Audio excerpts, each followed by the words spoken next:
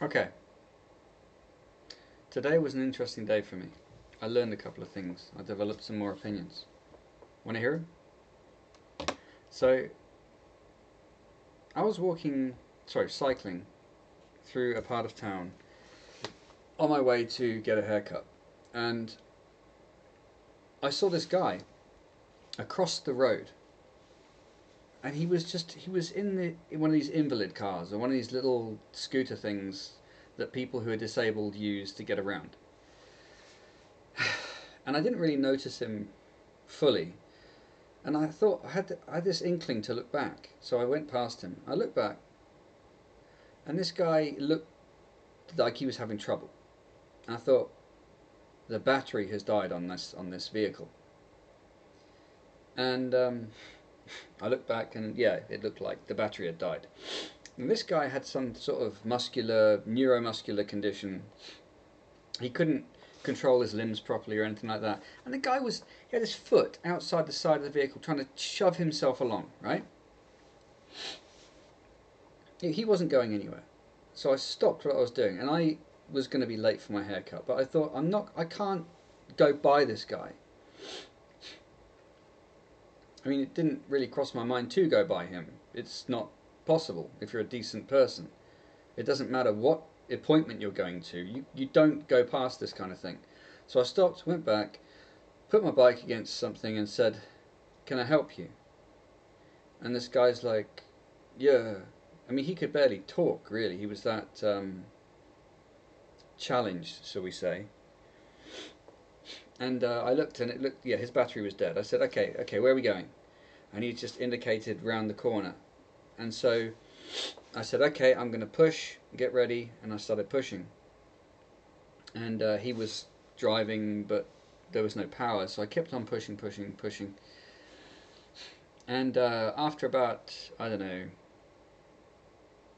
50 or so meters, I said, "Where are we going? How far is this?" Oh, and he explained where we're going, kind of vaguely. And then I said, "Okay, I got to go get my bike." So I went back, got my bike in one hand, pushing him with the other, and I pushed us all the way to where he wanted to go. It was, I don't know, over 100 meters or so, but it wasn't the earth, but it was quite a challenge. But I didn't begrudge it at all. He needed help. Someone had to help him, and that was that. So I pushed him all the way into his. It looked like he lived in some sort of supported accommodation block. When we got there, no one was there to come and meet us. There was no reception or anything. No one cared to come out and see. I was clearly pushing this guy because he had no battery in the thing, right? We got inside. I said, "Are you okay now?" He's like, and I thought he's not okay now. So I said, "Okay, I'll come with you." So I pushed him all the way into the elevator or the lift, and I followed him in. I said, "Look, when you get to which flat are you in?" And he told me, and then I pulled him out of the elevator. I pushed him all the way into his flat, into his room. At which point, this guy was struggling to plug the thing in to charge it. To him, it was imperative that the first thing he did was charge this thing. He could barely talk. He seemed like he was intellectually there, but he wasn't in control of himself. Who was looking after this guy? Who's responsible for this guy? Where's his family? Okay? What is wrong with our society? What is wrong with our society? Well, he wasn't a particularly old guy. I'd say he was probably approaching 60. He wasn't an old guy. Let's say he was 60, right? But he was a disabled guy. But who's looking after him?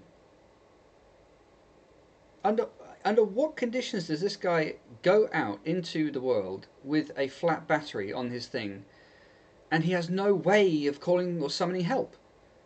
And when I take him back to where he stays, there's no one there. There's just no one there for him. So, what is our society whereby people don't have support, proper support? And what is and I'm not talking about institutional, public funded support. I'm talking about family support. I'm talking about what the heck has happened to our sense of responsibility for those who are members of our family. What's happened to our culture? What's happened? Who are we? Do we take care of people?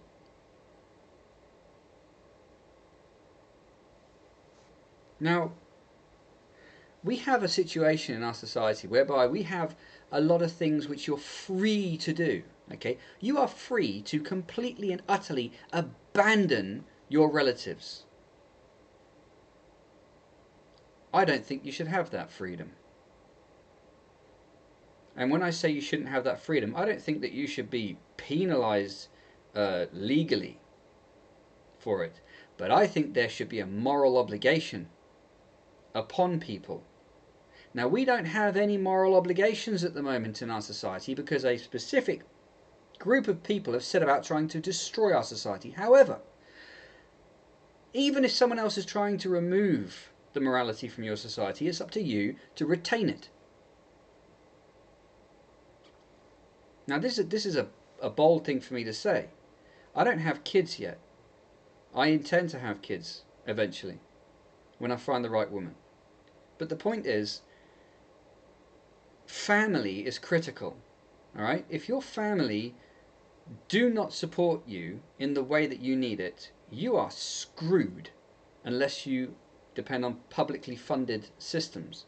However, I think that it should be the case that if someone's in a situation like this guy was, right? If someone's in a situation whereby they don't have support from their family members, it has to be somehow enforced that the responsibility for that person is put on their closest living or nearest relative. And if that person can't bear that responsibility, then to the next relative. We seem to have this all hands-off approach regarding these sort of things.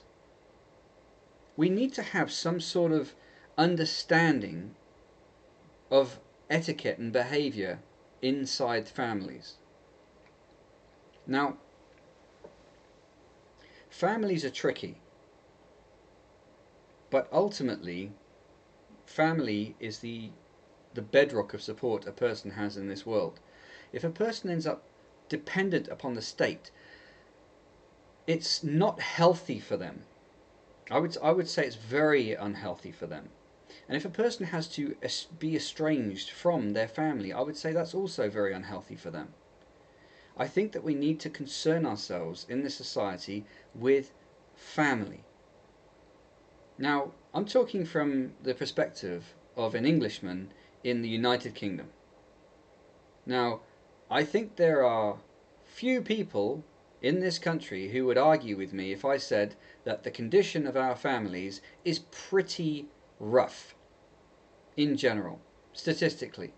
We have divorce all over the place, and if you compare that to people from what we call less developed countries, we can see there's a bit of a difference. People from less developed countries have rules and customs regarding their family. They are very much closer in general with their family. They rely upon their family. I'm not suggesting it's perfect. But what I saw today was a guy who needed to be cared for, not just by some sort of system, but by someone who loved him, someone who cared for him, who wouldn't see him in the street, unable to communicate with anyone for help. That's not a societal problem in terms of we need to put some system in place. No. This is a societal problem in terms of our morality. This kind of thing has to be talked about. We have to get ourselves into the state of mind of responsibility for each other, because if we leave responsibility for our family to the state, I think that's a pretty disgusting situation. We need to be focused on healing relationships, healing our families, so that we are strong as families. I don't really want to go into my own background, but my family, as I've tried to look at it impartially, is not functioning the way it ought to. And I have committed myself to trying to fix that kind of thing in my family. Now, I must say that I personally have incorporated faith in this. I'm not going to preach to someone about what their faith practices must be. That's their business. However, there is something I believe that helps people to heal relationships, and that is faith. Some form of faith. Because it's very easy for negativity, antipathy, resentment, bitterness, anger, all these sort of things to creep into relationships and destroy them. Now, this is a bigger topic, but I also believe that the removal of a faith aspect from marriage is the reason, the biggest reason, why marriages fail and why divorce is rampant. Yes, I blame feminism, but ultimately, I do believe that when people say, oh, marriage, oh, it's just a piece of paper, you rip the heart out of it. In every culture in the world, marriage is a faith-based thing. The ceremony is conducted by someone involved in the faith of that culture, whatever faith it is. Funny that, isn't it? So this supposed advance we've made, removing faith from it, makes for weak marriages. And weak marriages are very, very, very risky for the product of marriages, which are children. What do we have? Single parent families. No. If you have a child, you are a family. The mother and the father of that child are a family. Yes, there are all sorts of permutations that people have fallen into nowadays, where they have 5 different children from so many different. They call them partners nowadays. This is why marriage existed. We knew that there was an issue here that needed to be controlled, so we put something in place, and it worked. It wasn't perfect necessarily, but family was sacrosanct. Now, it's a disaster. Look around you. It's a mess.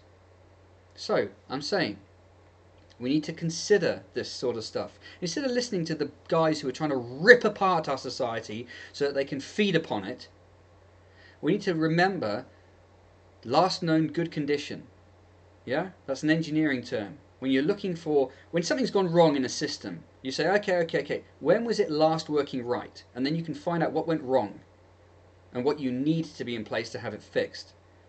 In our society, we had faith, and we had that was one of the fundamental structures of our society. I'm not suggesting you to run to church. I don't go to church personally, but I have faith and I have a relationship with God. That's my own business. Okay, I didn't run to it. I found it. I sort of eventually came to that conclusion. But I'm open to it, and it is helpful in a person's life, and it does support relationships, and especially the healing of relationships, and it really helps with forgiveness. You understand that, people are silly. It's very easy with no faith in your life to just condemn people, and you end up with this sort of egotistical, self-centered, kind of judgmentalism. And really, faith helps you with that. That's the kind of thing we need to be thinking about in our culture. Like I say, people are just, there are people in wretched conditions because their families just ignored them, and there's no pressure to do anything about it. And then we have families which are on pretty thin ice to begin with, because the relationships that produce the family, the male and female relationships where people are married and produce children, they're based upon nothing but a piece of paper if you're lucky, and that's if they bother getting married. No, we have to remember what life was, what the situation was, what society was. And yes, there are people who are like, no, just do what you want, watching whilst society is destroyed. Well, ignore those people and remember what worked, and start to look around you and think, maybe we ought to consider going back to that kind of thing, because it did work, and it was decent, and it was the root of our society. Lecture over.